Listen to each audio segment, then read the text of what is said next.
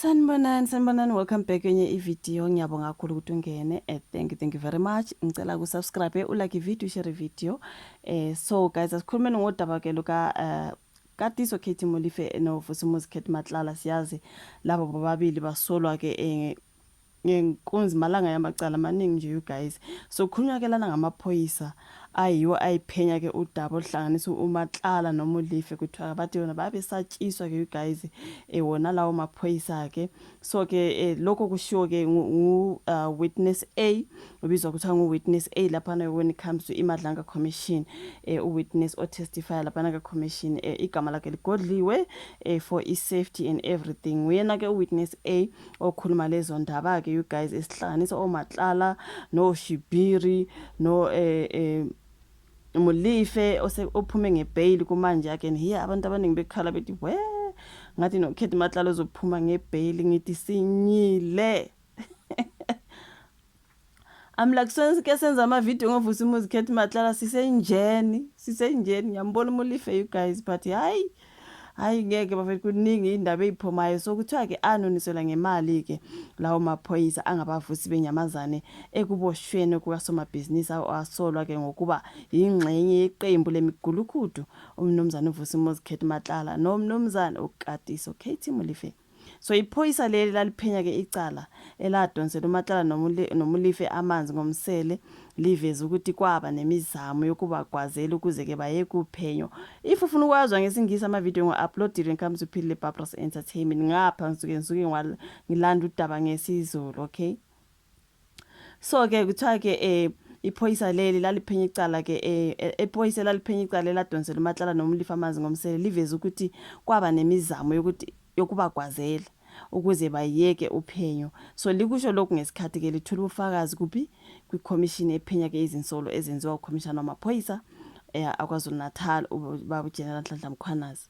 So ipholisa lelo ke igama lalo ligodliwe lichaze kabanzi ke ngobunzima babhekana nabo ngesikhathi bephenya icala lagcina libaholela kuMatlala noMolefe. So iphoyisa lelithe icala babeliphenya elokubulawa kukanjiniyela okwakusola ukuthi wabhoboza ithumba ke ngenkohlakalo eyayenzeke eTransnet umnumzane Armand Swart. Uphenyo lokubulawa kaSwart lwaholele kuboshweni kwephoyisa uDetective Michael Puletau nomnumzane uMusa Kekana. Now emva ke kwabo kwabuye kwaboshwa ke uKatiso Katie Molefe. Ufakazi uthe ke babizelwa ke ehotel eliphambili eliseGoli lapho bafike bathenjiswa khona imali. Lapho sikhulumile ke ngendaba yale hotel kwenye yama channels you guys. Leya villa what hotel allegedly ownwa ke indoda kaLerato Kganyago iya trenda le hotel ke manje ke kuthi ona nguThami Ndlala uyindoda kaLerato Kganyago. Kuningi okwenzekayo ama videos angale kuPhilile Papras Entertainment. So manje lo fakazi uthe yena le mali bayithenjiswa nguMajor General Richard Shibiri ophethe abaphenyi eGauteng. Wathi ke kuthina kukhona izimvlophu ezintathu esingazithola uma siqhamuka neqhinga lokuthi abasola banikezwe ibail. Ayiva ke ngoko. Indaba ye-envelope ikathiwa the envelopes have been flying left, right and center. Ingakho sibona ubaba uMolefe ngaphandle njengamanje.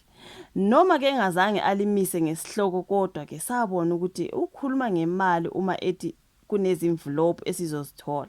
Wayengafuni ukuba siqhubeke nophenyo. Wasitshela ukuthi abasolwa bayingozi baxhumene nomuntu onesikhundla esiphezulu koklebe. Now ufakazi wenkantolo uthe kwaba nemizamo eminingi yokuphazamisa uphenyo olwaholele kuboshweni kwalabo. Sathola izinsongo nokwaholela ekutheni ke abanye abaphenyi begcine behoxa ecaleni. Sasikade sibahlanu ngesikhathi siqala uphenyo kodwa sagcina sisala sibabili. Phela uvikele impilo yakho sana. So ufakazi uthe yena uMolefe noTau bagwazela izimantshi ukuze bathole ibail. Ufakazi uthe watshelwa ke umuntu osondelene noMolefe umnumzane uVusi Ndlala ukuthi uTau uzodedelwa ngebail. Isicelo sebail kaTau sokuqala sachithwa wafaka isicelo sesibili lapho ayisekhala khona ngokuthi uphethwe ushukela wathi isimo sakhe sidinga ukuthi alashwe esibhedlela esingaphandle kwejele. uNdlala wangitshela uNdlala noma uNdala you guys khona lapho babhala uNdala kodwa ngale bakhuluma ngoNdlala right wangitshela ukuthi uTawu uzonikezwa ibail ngamphikisa ngoba ngangazi ukuthi sinobufakazi obuqinile ngangazi ukuthi sinobufakazi obuqinile uNdala wangitshela ukuthi uTawu uzophuma ngoba ukhiphe itshotsho wangitshela ukuthi uma enganikwa ibail uzokweqa uma engayinikwa ibail uzokweqa uma kuhlula lokho uzobulala abantu abaphenya leli cala inkantolo yagcina idedela uTawu ngebail he niyazizwa you guys indaba ukuthi kuze ke laba baphume ngamabail uma bengaphumi kumele kushona umuntu uma beseqana khona guys kumele kulala umuntu into ezikanjalo nje like bafethu izona into ezenzekayo la ke bengikhuluma ngokuthi kuze kwagcina sekungena kudaba lokaLerato Kganyago nendoda yakhe kwathiwa that Villa Hotel and Spa okuthiwa ke iona nguThami Ndlala uThami Ndlala indoda yakaLerato Kganyago manje ke igama ngapha alisho ukuthi Thami Ndlala lithi Vusi Ndlala manje bathi allegedly uThami Ndlala yena unama IDs amabili allegedly so abantu sebehlanganisa ukuthi so unguThami Ndlala abuyabe nguvusi Ndlala mhlawumbe ke angazi allegedly sekukuningi okukhulunywayo imanagement ke yalela hotel isize yabuya yathi nope uLerato Kganyago does not own le hotel si management sithi no you've got the wrong information manje abantu bathi okay I own nguLerato Kganyago kodwa iona indoda yakhe asazi uThami Ndlala angazi kodwa igama elikhona uThami Ndlala nguvusi Ndlala so ngama allegations manje ukuthi kuthiwa allegedly he's got two IDs he's got two identities siyazi ukuthi nawe uvusi Muzi Matlala kwathiwa naye uvusi Dlamini kweleseswathini ubuyabe nguvusi Matlala ngapha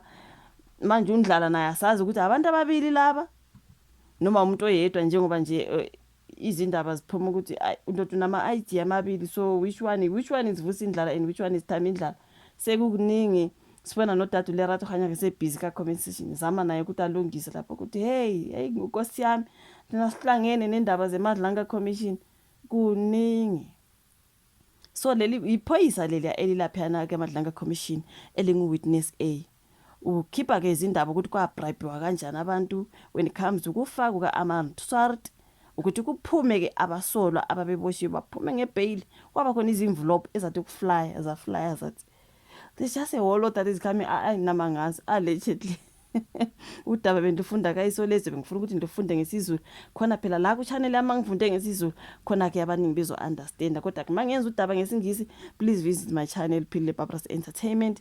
Thank you so much for watching this particular video. Like, subscribe, share asibonane kwezayo lezi zosidingisa ngabo Vusi Matlala.